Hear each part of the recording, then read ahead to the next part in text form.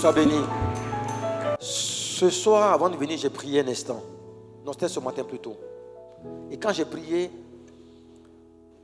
j'ai entendu le son d'une trompette. Le son d'une trompette. Et dans mon esprit, j'ai demandé, ça signifie quoi le son de cette trompette? Le son de la trompette que j'ai entendu, c'est le son de la trompette de la grâce. C'est le son de la trompette de la grâce. Et ce soir, cette trompette va sonner et le son que tu vas entendre, ça sera le son de la grâce de Dieu. Je vais bien sûr aborder notre sujet aujourd'hui, mais j'ai fait la chute parce que le pasteur a tellement bien résumé ce dont on parlait hier. Il n'est nullement question de dire qu'on ne doit pas prier. Je pense qu'il a dit plusieurs fois, il a répété ça. Ce n'est pas ce qu'on veut dire. Il n'est nullement question de dire on ne doit pas avoir la foi. On n'a jamais dit ça. Mais des fois, on a atteint le niveau de Sarah ou d'Abraham qui avait prié, qui avait cru et qui n'avait rien. Et ça arrive des fois. Et en début de cela, Dieu agit. Dans l'exemple de Zacharie dont j'ai parlé hier. Zacharie était juste devant Dieu. Voici un homme qui était juste devant Dieu. Sa femme était juste devant Dieu. Donc, quand on dit juste, ils n'avaient pas de problème de péché, ce n'était pas qu'ils avaient une vie bizarre, il n'y avait rien en eux qui était bizarre. Ils étaient justes, ils priaient, Dieu n'avait pas d'enfant. Donc, parce que des fois, quand on n'a pas l'exaucement, on croit que c'est parce qu'on est mauvais ou parce qu'on vit mal. Dans certains cas, c'est vrai. Dans certains cas, c'est vrai, Dieu n'exauce pas les pécheurs. Mais dans le cas de Zacharie et d'Élisabeth, qui étaient juste devant Dieu, bon, votre pasteur est théologien, il est docteur en théologie, je ne sais pas si on peut dire autre chose que... On dit ils sont justes, ils n'avaient pas une mauvaise vie. Et puis ils étaient corrects, mais il y a quelque chose qui leur manquait. Il va prier et il ne croit même pas à la prière qu'il formule. Dès qu'il finit de prier net, l'ange lui dit ta prière que tu viens de faire là a été exaucée. Il ne croit pas. Dieu ferme sa bouche, malgré tout, Dieu l'exauce. Et ça m'a dépassé quand j'ai lu ce passage-là. Il dit, mais Dieu, il y a plus qu'en toi. Il y a plus qu'en toi. C'est-à-dire, l'infinie grandeur de Dieu va au-delà de tous nos efforts. C'est ce qu'on veut dire. L'infinie grandeur de Dieu et son amour infini va au-delà de ce que nous pensons, imaginons. Dans d'autres cas qui me frappent, et d'autres cas que je vais citer avant d'aborder mon nouveau thème de ce soir plutôt. Comment une jeune fille qui n'a pas prié pour avoir un enfant, une jeune fille qui n'était pas mariée, vous la connaissez certainement, elle s'appelle comment? Elle n'avait pas prié pour avoir un enfant, enfin, elle n'a pas prié pour avoir un enfant aujourd'hui quoi. Elle n'a pas prié pour tomber enceinte aujourd'hui même. Elle était vierge, elle n'était pas encore mariée, elle était fiancée. L'ange lui dit, je te salue toi à qui une grâce a été faite, tu vas mettre au monde le Messie. Elle dit, mais comment c'est possible? Il dit, le Saint-Esprit. Waouh. Le Saint-Esprit viendra sur toi. C'est pourquoi l'enfant qui naîtra de toi sera appelé Fils de Dieu. Quand l'ange a parlé, Marie a fécondé en même temps. Pourtant, elle n'avait pas prié. Il y a plus en ça qu'en Dieu. Il y a des choses que tu t'accordes alors que tu n'as même pas prié. C'est-à-dire, ça dépasse tes attentes. Je déclare ce soir que ça va t'arriver. Oh, je vais la main plus fort que ça. Je crois à la puissance de la prière. Et je prie. Mais elle, Marie, n'a fait aucune prière pour avoir un enfant maintenant. Elle n'a pas dit Dieu, maintenant je te mets enceinte. Elle n'a pas fait cette prière-là. Mais comment Dieu l'exauce? Parce que dans l'éternité de Dieu, elle devait porter un enfant qu'on appellerait le Messie, le Yeshua HaMashiach, le Fils de Dieu qui devait naître. C'est plus qu'elle ne pouvait l'imaginer. Il y a plus qu'on ne peut imaginer en Dieu. J'espère que le message est assez clair. Je me suis étonné. Comment Dieu peut prendre un homme qui a participé à un meurtre? Comment Dieu peut choisir un homme qui a participé à un meurtre d'un grand serviteur qu'on appelle Étienne? Si c'était aujourd'hui, l'apôtre Paul était un co-auteur. Même pas complice, c'était un co-auteur. Or, en droit, le co-auteur a la même peine que l'auteur lui-même. Il participe au meurtre d'Étienne. Il se réjouit qu'Étienne ait été tué. Il se déplace pour aller à Damas avec la permission des sacrificateurs pour arrêter les chrétiens, les mettre en prison et si possible les tuer. Comment expliquer que cet homme-là, Jésus dit, il est un instrument entre ses mains. Il a fait quelle prière pour devenir apôtre? Il y a plus en ça qu'en Dieu. Et c'est pourquoi vous voyez, lorsque vous avez cette petite révélation de Dieu, vous dites, Seigneur, je peux te faire confiance. Même si apparemment rien ne s'offre à moi, j'ai la certitude, comme tu es plus grand que je ne l'imagine, je suis certain et je suis sûr et certain que tu peux m'exaucer, tu m'exauceras toujours. Il faut dire Amen. Donc c'était un peu le résumé pour ceux qui n'étaient pas là hier. De toute façon, vous avez l'enseignement sur Facebook. Et mon ami et mon frère, notre frère, Emmanuel Kemtere a suivi hier, il m'a envoyé un message. Et je suis sûr que peut-être qu'il nous suit. Que Dieu le bénisse là où se trouve Burkina Faso. Alors ce soir, je vais aborder un autre sujet. Là, c'est un gros démon. Je prêche très peu sur les démons. Moi, ce n'est pas mon ministère. Moi, je prêche sur Jésus, le ministère de la foi, l'excellence. Je parle très peu des démons. Et pourtant, ils existent. Hein. On va aborder un gros démon ce soir. Lui, c'est déjà l'un des plus gros démons qui existent. Que nous-mêmes, on a invité. Ce démon-là, on l'a invité dans nos églises. Et on tord avec, on le caresse. Et ce démon a engendré une forteresse qu'on aime. Et cette forteresse, à l'église même, on choisit cette forteresse, on estime qu'elle est bonne. Je n'ai pas tourné très longtemps, c'est la forteresse de la pauvreté. On aime la forteresse de la pauvreté. Et ce soir, on va battre la forteresse de la pauvreté. Je considère que c'est une forteresse. Et que c'est une grosse forteresse dont on doit parler absolument. On le fait déjà. Mais je vais me focaliser sur cet esprit qui nous anéantit parce qu'on n'en est pas toujours très conscient et on croit que c'est normal. Non, ce n'est pas normal. Je vais en parler ce soir. On va voir 3 Jean chapitre 1, verset 1 à 2. 3 Jean chapitre 1, verset 1 à 2. Je veux que tu prospères à tous égards, qu'on prospère l'état de ton âme et que tu sois en bonne santé. C'est cela. Très bien. Ce passage m'intéresse parce que, de manière générale, on n'aborde pas la pauvreté comme étant une forteresse et un gros esprit. Je suis très sérieux parce que ces derniers temps, j'ai commencé à parler de cela et je suis bien placé pour en parler. On ne dira pas que je le fais parce que je veux une situation où je veux l'argent de quelqu'un. Mais je constate qu'en tant que pasteur, en tant qu'intellectuel, en tant qu'Africain, on ne peut pas laisser passer cette forteresse-là. Et je vais le démontrer tout à l'heure avec beaucoup de simplicité. La pauvreté détruit des destinées. La pauvreté rend sale. Elle crée le célibat. Elle rend les gens aigris et frustrés. On peut être chrétien, pauvre et être frustré. Le pire, c'est qu'on accepte cela comme étant une bonne chose. Mais je constate que c'est une forteresse qu'on doit abattre. Et on doit en parler. Il y a 3 ans en arrière, non, 4 ans en arrière, j'étais allé accompagner ma fille qui faisait son bac. 4 ans à peu près, c'est ça. Et puis, je l'avais déposée et je devais rentrer à la maison.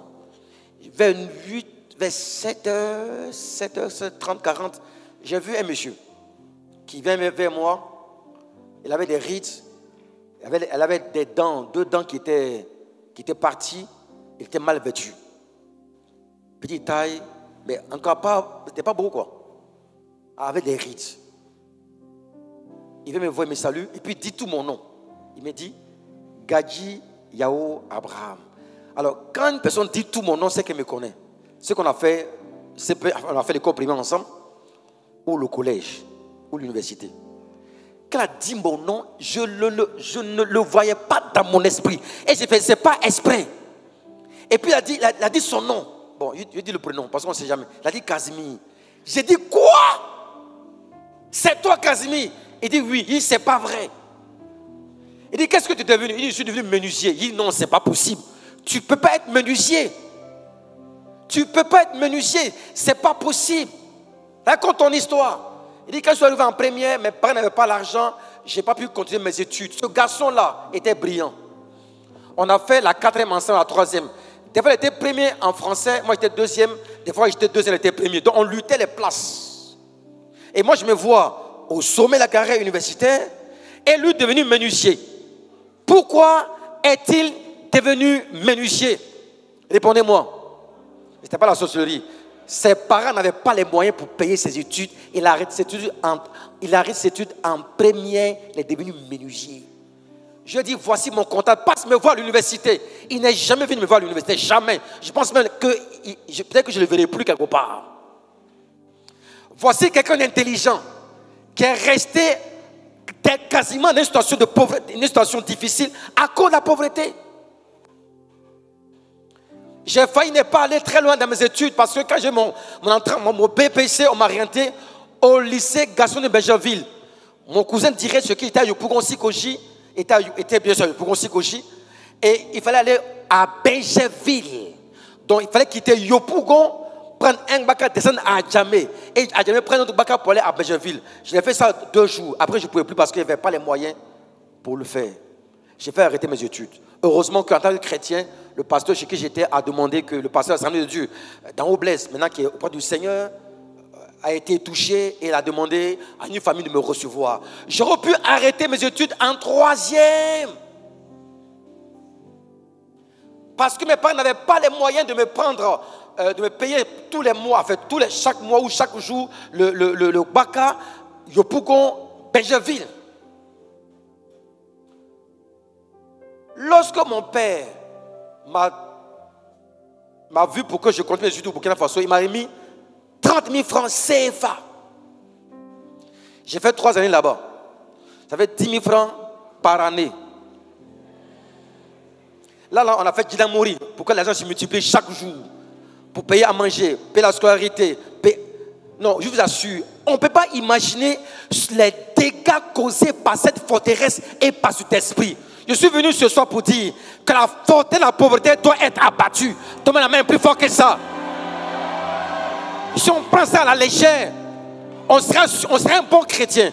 Mais notre descendance pourra engendrer une descendance perpétuelle de pauvreté. C'est un sujet très sérieux. La pauvreté est dangereuse. Elle réduit l'espérance de vie. L'espérance de vie en Afrique est de 56 ans, 57 ans. Calcule ton âge maintenant. Il faut voir combien il t'intéresse à vivre en tant qu'Africain. Et ça te fait mentir. On te dit, le gars est mort à 35 ans, à 42 ans. Il dit, c'est Dieu qui l'a pris. Dieu va faire quoi avec quelqu'un qui a 42 ans et au ciel? Il va faire quoi là-bas? Au ciel, il n'y a pas d'évangélisation. Au ciel, il n'y a pas d'église. Il va le prendre à 42 ans. Il va faire quoi au ciel? La pauvreté expédie les gens au ciel et qui n'arrivent pas à manifester leur destinée. Et on prend ça à la légère. C'est un esprit. Est-ce que ce soir, vous êtes prêts à m'écouter?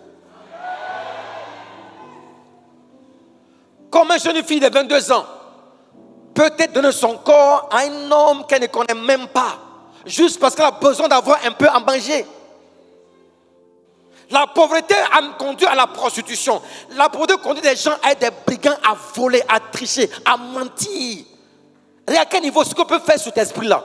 Il t'amène à faire des choses qui sont bizarres. Même des pasteurs trafiquent des choses à cause de la pauvreté. Des fois, on ment pour avoir des papiers pour avoir un visa. Qu'est-ce qui fait ça? La pauvreté. Je peux continuer à parler? Et on pense que ce n'est rien du tout. Qu'est-ce qui peut faire qu'un chrétien peut se mettre à jeûner, à prier pour avoir un visa pour la France ou les États-Unis? C'est la pauvreté. Parce que si ton compte a beaucoup d'argent, tu n'as aucun problème pour que tu aies un visa. Hein? Ou bien je me trompe. Tu n'as aucun problème pour avoir un visa. J'espère que vous allez encore m'inviter l'année prochaine. Il faut vraiment qu'on soit conscient qu'il y a des choses qui ont été faites et qu'on doit absolument attaquer. Qu'est-ce qui continue à rendre la vie instable? C'est la pauvreté, les coups d'État, les rébellions, même le djihadisme, le terrorisme vient de quoi? La pauvreté. On donne une moto à un jeune homme qui a 23 ans, on lui donne 500 000 francs, il pose des bombes parce qu'il n'a pas d'autre moyen que de faire ça. La pauvreté. À votre avis, pourquoi est-ce que les Noirs sont méprisés partout? C'est parce qu'on est Noirs. Moi, je vous demande d'office, c'est faux. C'est parce que de manière générale, la plupart des Noirs sont pauvres.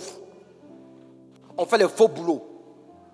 Si par hypothèse divine, tous les noirs deviennent les plus riches et que les blancs deviennent les mécaniciens, les vulgarisateurs, les chauffeurs, les menuisiers, les maçons et qui font les travaux, les petits travaux, les vigiles et qu'ils demandent de visa pour venir en Côte d'Ivoire, qui va mépriser qui? Répondez-moi. Répondez-moi. Qu'est-ce qui fait que nos enfants se tuent dans la Méditerranée, à travers le désert du Niger, du Mali, de l'Algérie? Des chrétiens qui sont prêts à mourir parce que lui, à la maison à Yopougon, à Sikoji, à Yaousseyi, sa vie est égale à la mort. Il dit, je suis déjà mort à Yopougon. Je suis déjà mort à Biancouma ou à Fakobli. Je préfère mourir au désert. Si jamais je traverse le désert et que j'arrive en Europe, peut-être que ma vie peut changer. Qu'est-ce qui les tue? Qu'est-ce qui les conduit là-bas? C'est la pauvreté. Et on va s'amuser avec ça. Il y a 2 personnes qui m'ont dit qu'il faut prêcher. Je peux pousser un peu. Il y a 30 ans d'arrière, on ne respectait pas les Chinois. 30 ans d'arrière, on ne respectait pas les Chinois. La Chine était un pays, c'est vrai, immense, peuplé, mais il était très en retard. Aujourd'hui, les États-Unis même négocient avec la Chine. Quand les Chinois arrivent à Paris, les magasins sont ouverts. Même en France, là, on a commencé à parler chinois dans les bus, dans les métros chinois. Si tu ne sais pas, je t'informe.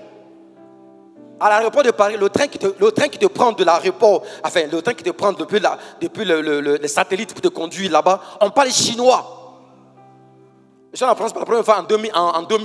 On ne parlait pas chinois dans les bus. On ne parlait pas chinois à l'aéroport. Maintenant, on parle chinois partout. On met des choses en chinois. Pourquoi? Les Chinois ont commencé à avoir de l'argent et ils imposent le respect. Est-ce que je me trompe? Est-ce qu'on est ensemble? La pauvreté déstabilise. Et moi, je crois vraiment que c'est un esprit et une forteresse. Je vais être très pédagogique. Là, il me sens bien à l'aise parce que, bon, parce que on est très fort et puis sa femme aussi est très proche.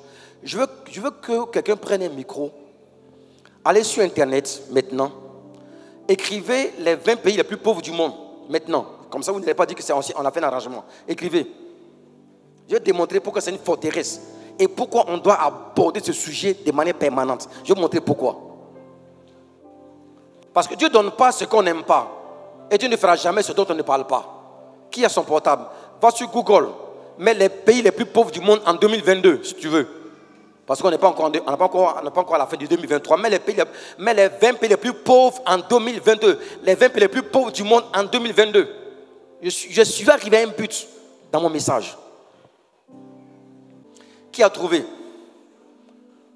Il y a une soeur qui est là-bas qui a trouvé. On va lire ensemble.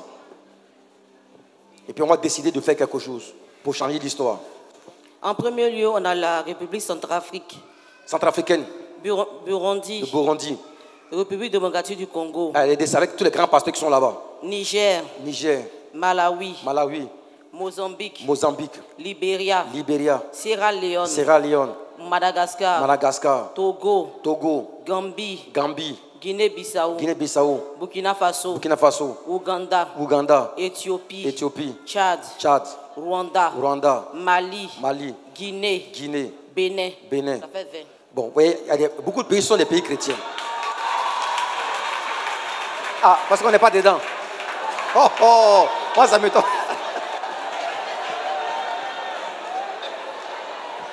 Bon. Maintenant, je vous pose une question. Selon les statistiques de la Banque mondiale, 42% des Africains sont pauvres. 42% sont pauvres. C'est-à-dire qu'ils n'ont pas $1 par jour. $1, c'est 550 francs, à peu près, si vous voulez, 600 francs par jour. Écoutez-moi bien, 42% des Africains sont pauvres. Pourquoi je dis ça? Là, je ne parle pas comme un intellectuel, pas comme un pasteur qui est en colère contre un esprit, contre un système qu'on caresse et qu'on ne combat pas du tout avec toutes nos forces, qu'on considère comme étant quelque chose de normal. Si 42% des Africains sont pauvres, ça veut dire que 42% des chrétiens sont pauvres.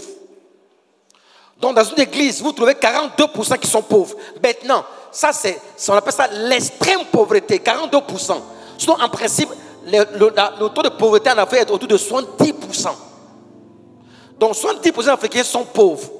C'est dans une église normale, 70% des gens sont pauvres. Comment un pasteur normal peut laisser de côté 70% de ses fidèles et dire que c'est pas grave? On se moque de moi sur la terre, on va aller au ciel. Et ne pas croire que c'est un problème réel. Alors que 70% des membres sont pauvres. Et dit non, ça ne fait rien, on va aller au ciel. Si ce n'est pas un esprit qu'il faut attaquer, on ne leur rend pas service. Je suis étonné qu'un pays comme la RDC, qui a les grands bishops, soit parmi les plus pauvres du monde. Et on n'en parle pas du tout. La RDC est un vrai scandale en termes de richesse. Et si on n'aborde pas le sujet, les gens vont passer toute leur vie à prier et à oublier que quand tu pries, il faut travailler. Dieu a créé l'homme, il a confié le reste à l'homme. Il se repose 6 jours, le 7e jour, on doit travailler. On dort sur l'argent, on dort sur les richesses. Je suis désolé, quelqu'un peut venir du Mali sans avoir les ressources. En 10 ans, il construit une maison au Mali. Toi, tu es ivoirien, tu es de Saïoua, Gagnoua. La terre est riche, elle est fertile.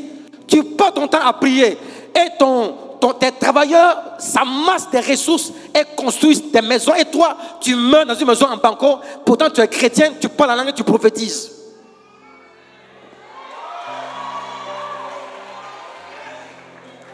Est-ce que je peux continuer un peu? Montez le volume.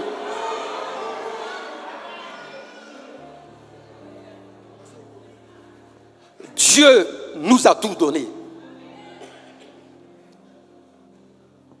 Si nous comprenons ce danger, on va prendre toutes nos mesures pour avancer.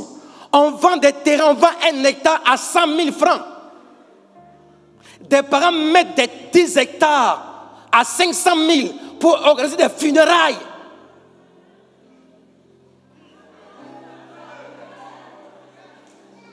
Et ça ne nous dit rien.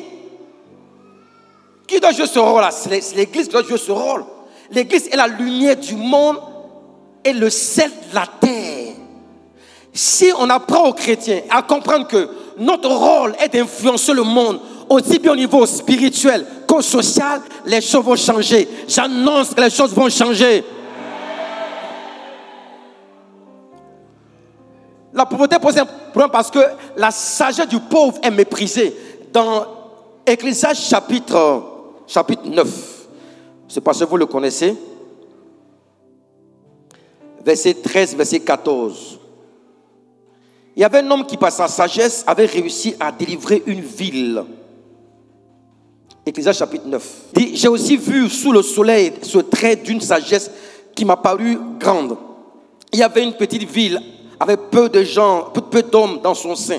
Un roi puissant marcha sur elle, l'investit et éleva contre elle de grands forts. Il s'y trouvait un homme pauvre et sage qui sauva la ville par sa sagesse. Et personne ne s'est souvenu de cet homme pauvre. Et j'ai dit, la sagesse vaut mieux que la force. Cependant, la sagesse du pauvre est méprisée et ses paroles ne sont pas écoutées. Quelqu'un peut être sage, mais s'il est pauvre, on ne l'écoutera pas. En réalité, la sagesse doit avoir vocation à sortir quelqu'un de la pauvreté. Cet homme était sage pour régler les problèmes, mais il n'a pas utilisé pour sortir de la pauvreté. Par conséquent, en dépit de ce qu'il a pu faire, il a été oublié. Les pauvres sont oubliés. Même à l'église même. Les pauvres, on les oublie.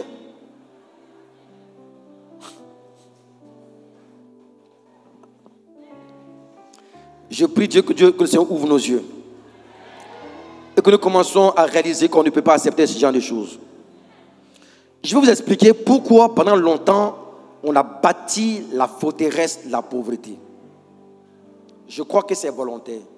Plus ou moins. Plus ou moins. Je vais expliquer pourquoi. On a interprété ce passage de manière très maladroite. Et je le dis, les missionnaires n'avaient aucun intérêt à nous en parler. Et je n'ai pas honte de le dire. Ils n'avaient pas d'intérêt à nous en parler. Et on a reproduit les mêmes choses. On a pris 5-6 passages. Et on a dit que la pauvreté est une bonne chose. Parce qu'on a dit, on ne doit pas s'intéresser à ces choses parce que Salomon a demandé à Dieu, donne-moi la sagesse, je ne veux pas de richesses. Mais écoutez-moi très bien. Qui était le père de Salomon? Répondez-moi. David était déjà riche. Donc, Salomon n'a pas besoin de richesse puisque son père était déjà riche. Mais ton père était qui?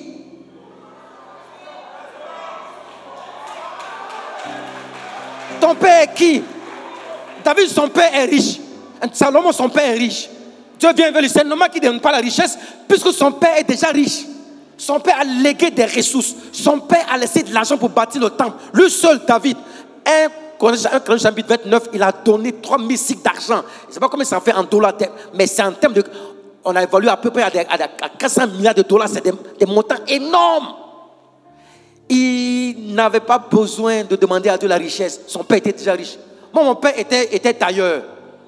Après, il est devenu planteur. Il est mort dans une maison en banco. Mon père. Si Dieu veut me voir pour demander quelque chose, mon ami, il demande de l'argent. Hein. Bon, toi, ton père avait un peu. Il parle à quelqu'un ce soir. Donc, on prend le passage, on l'interprète mal. Maintenant, je vous pose une question. Quand Salomon a demandé à Dieu la sagesse, à votre avis, pourquoi Dieu a ajouté la richesse? Ce n'était pas nécessaire. Parce que Dieu dit à Salomon, tu as bien fait de dire tu veux la sagesse, mais il te faut la richesse. Parce qu'un roi qui est pauvre sera méprisé.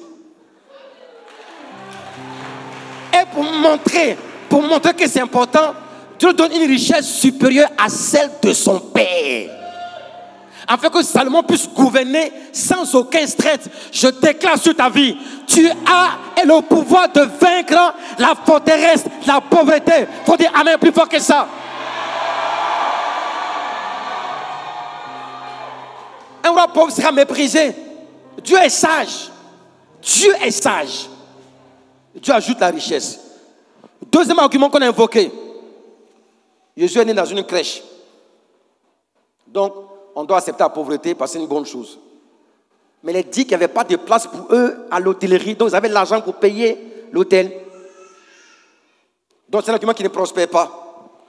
Troisièmement, il est plus facile pour un chameau de passer par toute une aiguille que pour un riche d'entrer au ciel. Ce passage-là, je l'ai relu plusieurs fois. Et je vais l'expliquer, je ne suis pas théologien, mais il y a un contexte dans lequel Jésus a cité ce passage. Un jeune homme riche l'avait rencontré. Un jeune homme riche avait rencontré Jésus. Il a dit, bon maître, qu'est-ce qu'il faut faire pour hériter la vie éternelle? Parce que moi, je ne commets pas d'adultère, je ne vole pas, je ne triche pas. Jésus dit, c'est très bien. J'ai respecté tous les commandements. Mais Jésus avait vu que cet homme-là était attaché à l'argent. Il dit, va, vends tous tes biens, puis viens et suis-moi. Et cet homme avait refusé de faire cela. Donc, ce n'est pas parce que c'est facile pour un chameau de passer par tout le cul, mais c'est parce que cet homme avait un cœur qui était attaché à l'argent. Jésus dit, il sera difficile pour lui d'être sauvé. Mais ce qui est impossible aux hommes est possible à Dieu. Voici le contexte. C'est le contexte de quelqu'un qui avait le cœur attaché à l'argent. C'est à ce sujet qu'il a dit, il sera plus facile pour un riche. Non, il sera plus facile pour un chameau de passer par tout le cul que pour un riche d'entrer au ciel. C'était dans ce contexte-là. Et quelque temps après, Pierre dit à Jésus, nous on a tout abandonné. On a abandonné nos femmes, enfin on a abandonné les maisons, les biens. Que va-t-il nous arriver? Jésus dit, il n'y a personne qui a abandonné père et mère, qui ne reçoive sur la terre le centuple des biens matériels. Il faut dire Amen. Donc, le contexte est très clair. Il n'est pas en train de faire la promotion de la pauvreté. Il est en train de dire qu'un riche qui n'est pas converti, dont le cœur n'est pas converti, peut avoir du mal à entrer au ciel. Mais c'est aussi le cas pour un pauvre. C'est aussi le cas pour un pauvre. Les pauvres, un pauvre devient aigri, il devient sorcier, il est méchant, il ment, il tue. Entre un pauvre et un riche, tu préfères qui? Qu'un riche est à l'église, au moins on sent qu'il y a un homme qui est à l'église. Un riche qui est à l'église, on sait ça. Vous savez, ce matin, il réfléchit au pasteur qui a prié pour avoir un milliardaire. Je préfère avoir 1, 2, 3 milliardaires à l'église qui va régler les problèmes d'évangélisation que 4000 pauvres qui à la fin t'adressent des demandes. Pasteur, je n'ai pas mangé hier. Quand il te remet une enveloppe, tu penses que c'est une offrande qui t'apporte. Il y a facture de CIE, facture de SODECI, ordonnance d'enfant qui n'a pas été à l'école. Hey, je refuse ça, il faut dire amen plus fort que ça. La pauvreté est une forteresse et il faut s'attaquer à cela. Je vais lever la fin, c'est bon comme ça. On a pris le passage de Luc, dans lequel, Luc chapitre 4, verset 4, verset 5 à 7. On a dit non. Satan a dit à Jésus, si tu m'adores, je donnerai toute cette richesse, cette gloire, parce que ça m'a été donné. Je vous pose une question. Si Satan peut donner la gloire et la richesse, et Dieu alors, il donne quoi? Est-ce qu'on est ensemble? Si Satan peut donner la gloire et la richesse, Dieu lui donne quoi alors? Il donne la misère? Il donne la galère? Répondez-moi. Donc, comment on peut prendre ce passage pour justifier la pauvreté? On dit non, voyez, Satan donne la richesse et la gloire. Donc, Dieu lui donne quoi? Il donne quoi? Dis avec moi, Seigneur, ce soir, j'abats la forteresse de la pauvreté. Je maudis la pauvreté. Je maudis la pauvreté générationnelle. Je brise son pouvoir sur ma vie. À partir de moi, s'arrêtent les œuvres de la pauvreté. Je dis à mes entrailles, une succession de grâces, succession de grâces, succession de percées, succession de richesses. Acclame plus fort que ça.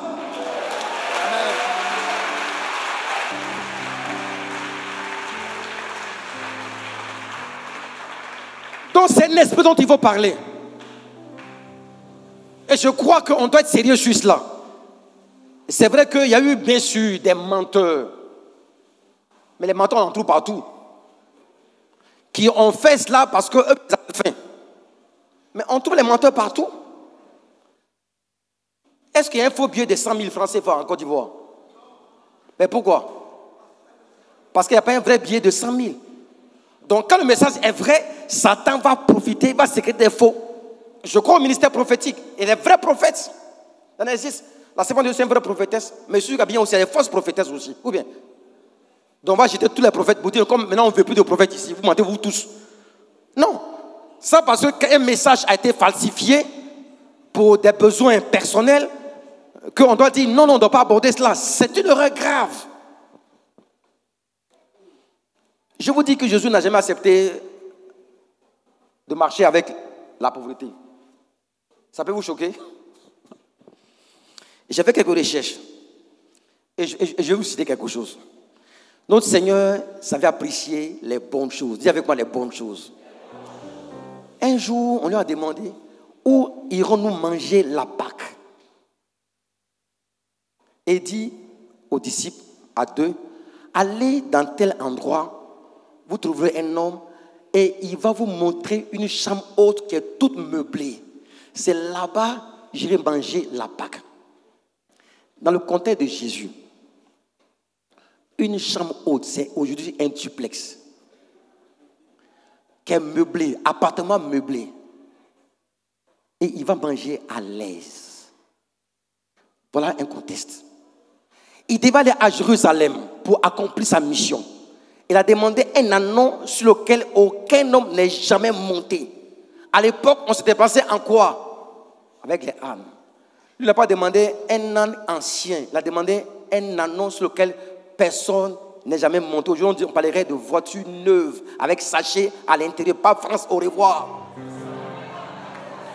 Fatiguer les gens. Jésus aime fatiguer les gens. C'est ici. Comment demande-t-il un âne sur lequel personne n'est jamais monté? Ce n'était pas une affaire de sanctification. Pourquoi son corps a été mis dans le tombeau des riches? On ne doit pas aborder ce sujet en pensant que c'est pas spirituel. C'est spirituel. Pourquoi tous les patriarches étaient tous des gens riches? À votre avis, pourquoi? Pourquoi Abraham était un homme de foi, mais qu'Abraham était riche? Un homme de foi qui est riche. Plus grave encore, comment expliquer que Isaac était plus riche que le roi des Philistins, Abimelech? Il est passé de Rehoboth à Beersheba.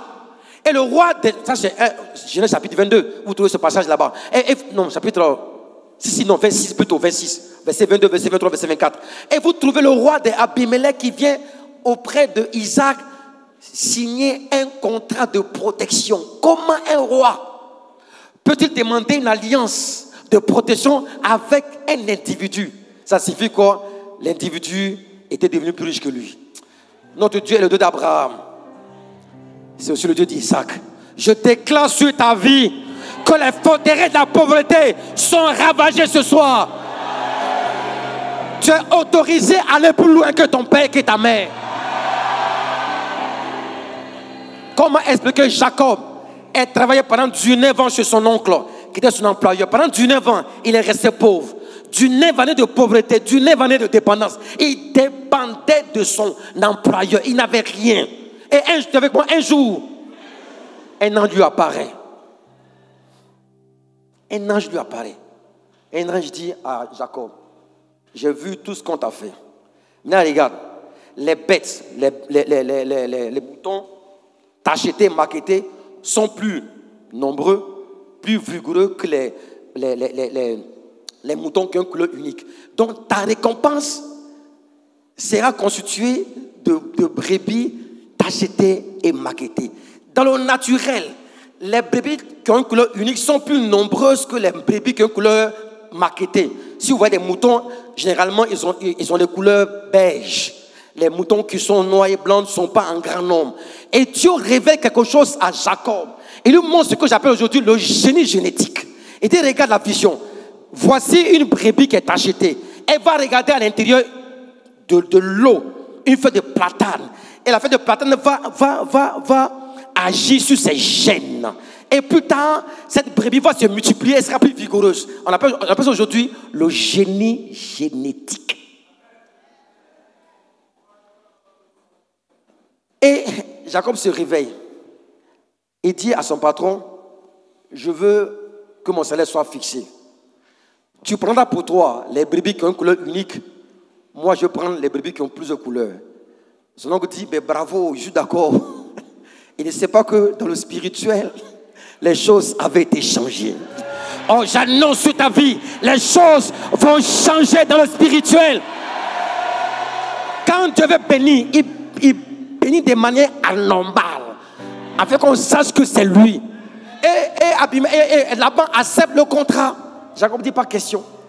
En une année, Jacob est devenu plus puissant financièrement que son oncle. Comment expliquer ça? C'est qu'il n'a pas pu avoir en 19 ans. En un an, il a pu l'avoir. J'annonce sur ta vie que même en une année, ta vie peut avoir un changement radical.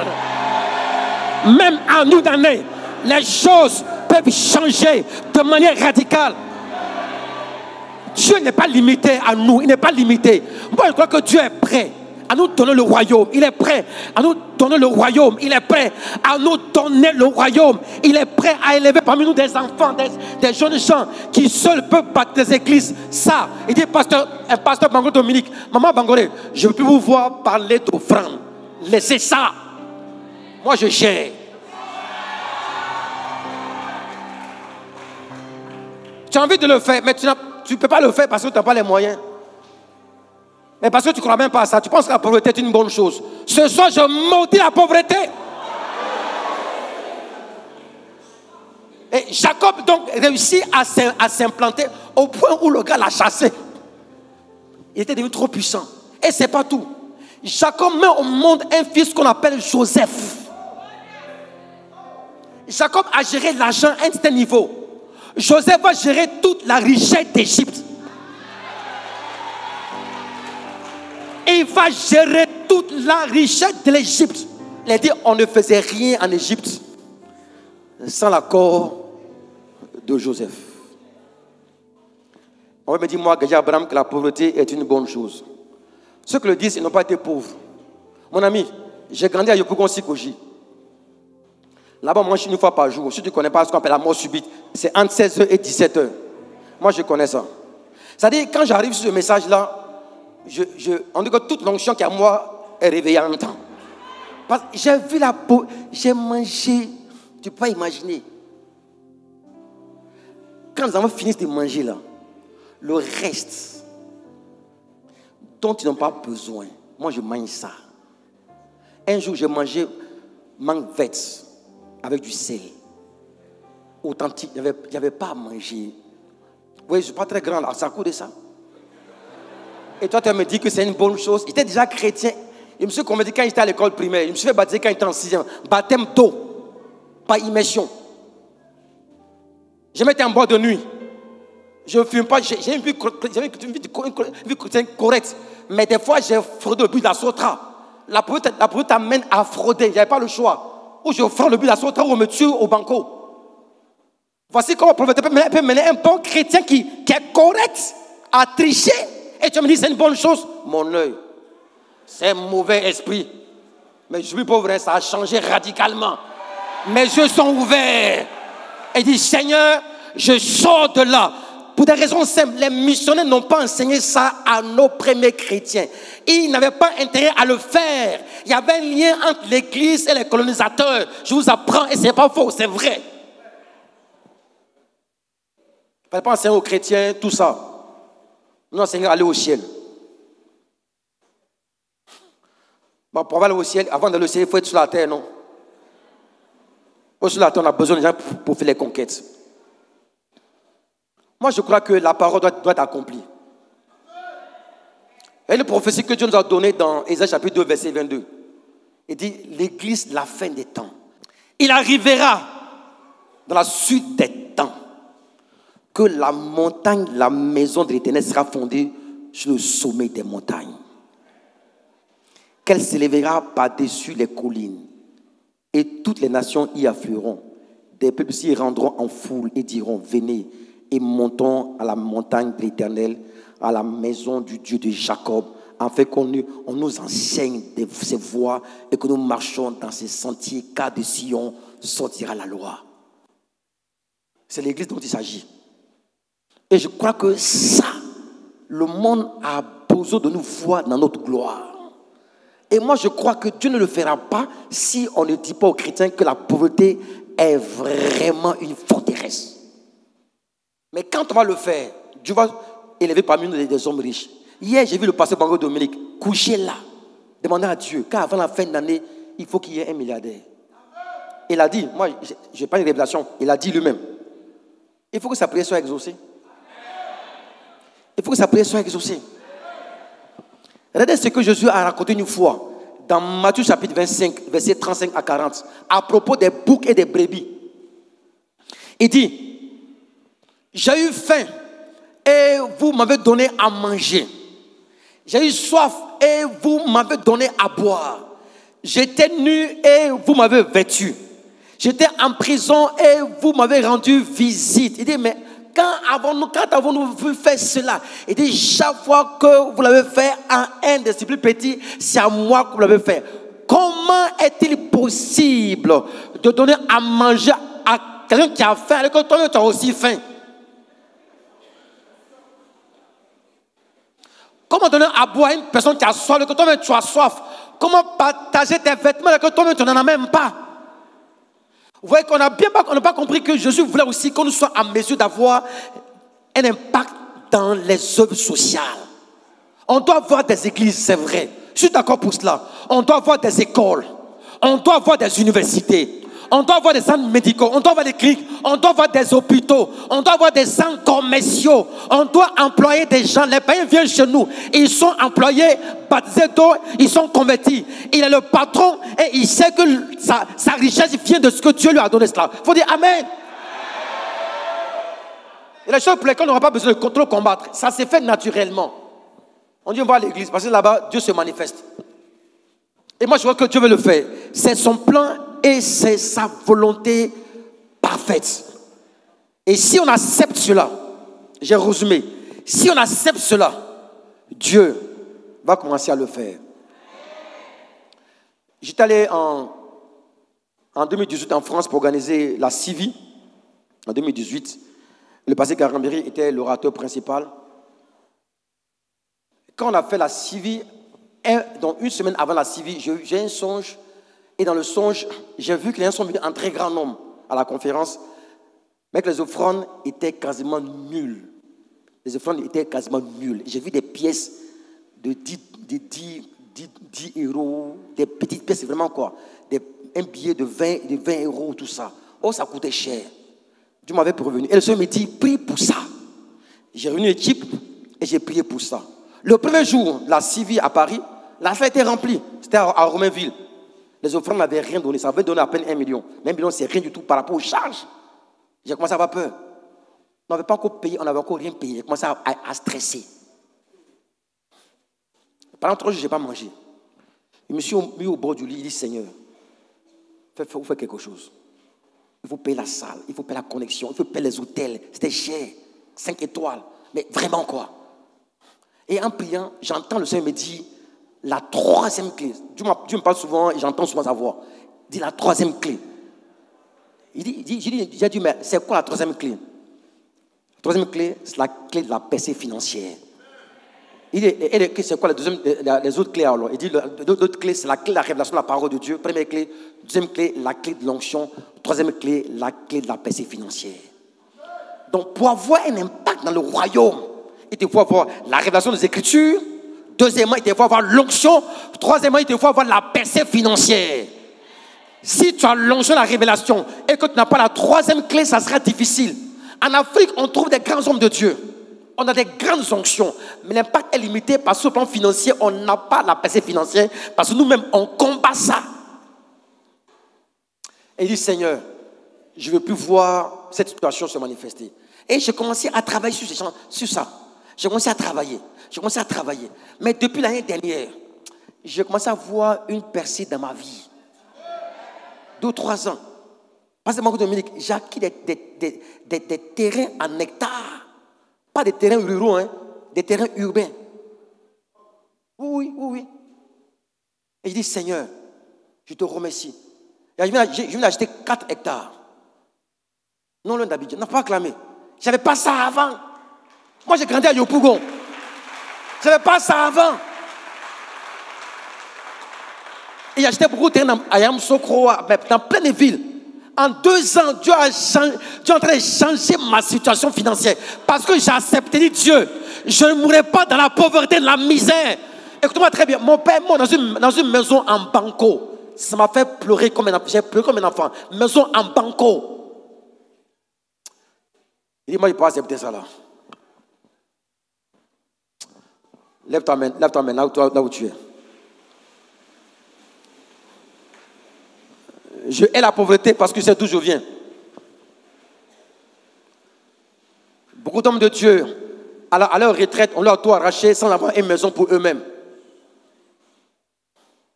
Pourquoi beaucoup de fils des pasteurs ne veulent pas devenir pasteurs? Parce que le père lutte pour avoir un bon salaire. On ne peut pas accepter ça.